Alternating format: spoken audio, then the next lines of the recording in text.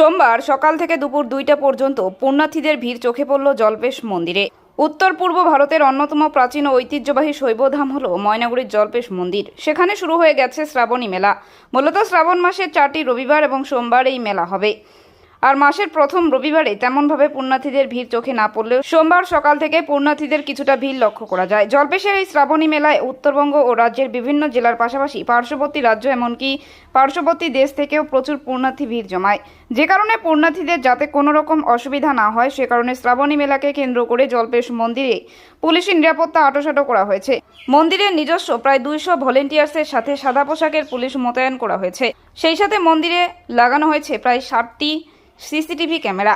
এমনকি মন্দিরের পুকুর এবং যদ্দা নদীর ঘাট ও তিস্তা নদীর ঘাটে প্রচুর সিভিল ডিফেন্সের কর্মী মোতায়েন করা হয়েছে। সোমবার বিভিন্ন জায়গা থেকে আসা পুণ্যার্থীরা জানালেন এই জল্পেশ মন্দিরে এসে অনেকের মনস্কামনা পূর্ণ হয়, তাই তারা এই